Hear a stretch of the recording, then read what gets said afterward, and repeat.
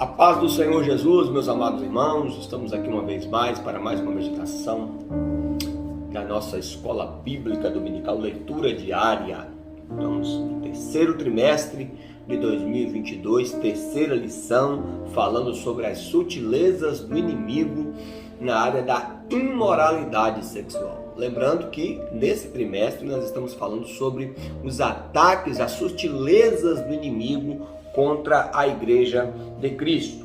E a nossa leitura diária de hoje, quarta-feira, dia 13 de julho, está em 1 Coríntios 6,15, que faz parte da nossa leitura bíblica em classe. Então diz assim: não sabeis vós que os vossos corpos são membros de Cristo? Tomarei, pois, os membros de Cristo e falo-ei membros com uma meretriz? Não por certo. Meus amados, essa questão da relação sexual é algo muito sério. Por exemplo, quando a Bíblia diz que não são mais dois, mas eles se unem, né, marido e mulher, e formam uma só carne, está falando aí literalmente acerca do coito, da relação sexual, da intimidade. Então isso é tão poderoso que Paulo chega a dizer no versículo 16, olha só, que não sabeis que o que se junta com uma meretriz faz um só corpo com ela, porque diz, né? Porque serão dois numa só carne. Olha aqui para vocês.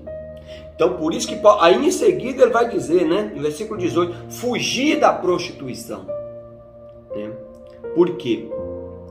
Porque é como diz, o ato sexual é algo muito íntimo. Então por isso que Deus estabeleceu, é algo muito íntimo, é algo muito profundo. Por isso que Deus estabeleceu a monogamia, ou seja, monogamia, casamento, ou seja, um casamento, um só marido para uma só mulher, tá? Não pense vocês que Deus nunca estabeleceu a bigamia, o concubinato. Não, isso foram todos, né, costumes do homem. Muitos pecados de outrora foram cometidos debaixo da paciência de Deus.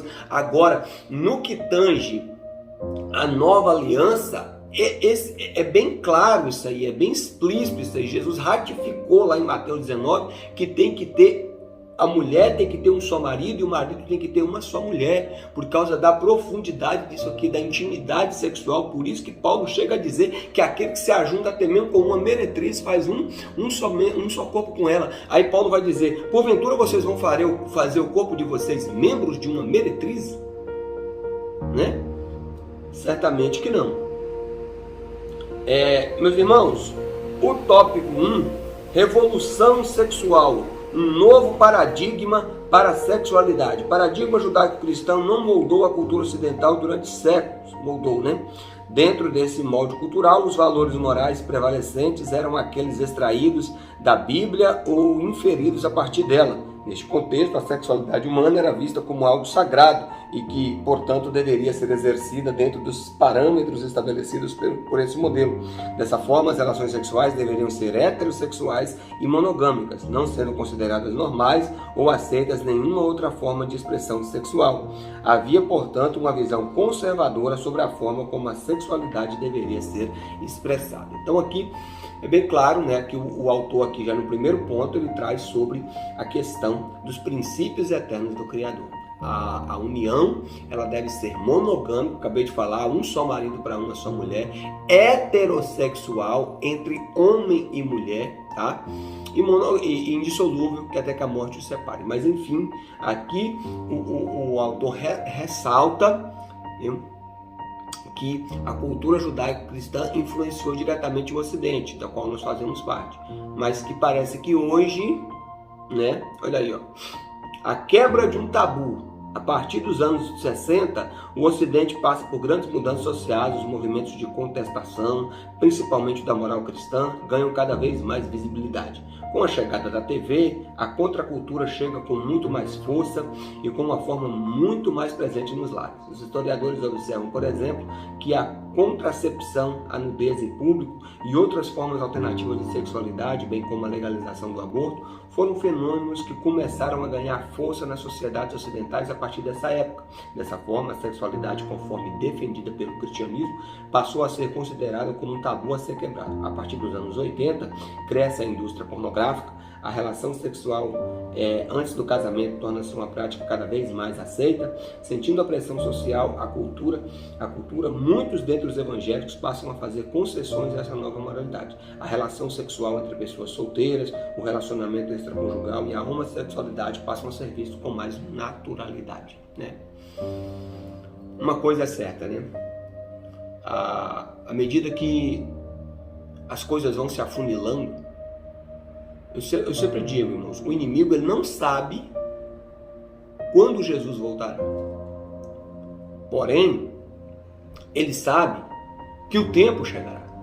E como a gente percebe isso? É quando as coisas vão se afunilando. Nunca vimos um ataque tão ferrenho, tão sistematizado, principalmente nessa área moral. Porque, como eu já expliquei aqui em outras ocasiões, o juízo de Deus sobre um povo muitas vezes está relacionado, ou se não a maioria das vezes está relacionado com a sua condição moral. Então, tudo que o inimigo quer, aí ele vai usar as ferramentas que ele falou aqui, ó, TV, internet, movimentos, tá? Com a intenção disso aqui, tá? Colocar que a prática do sexo antes do casamento é normal, que práticas homossexuais se tornam normalidade, né? Que liberação de aborto, de drogas e outras coisas terríveis, malignas que estão aí permeando em nossa sociedade, o inimigo quer colocar na mente das pessoas como que seja algo normal, mas não é. Portanto, meus amados, sejamos atentos e vamos conservar a sã doutrina, conservar os bons valores, os bons costumes e as tradições que nos foram passados.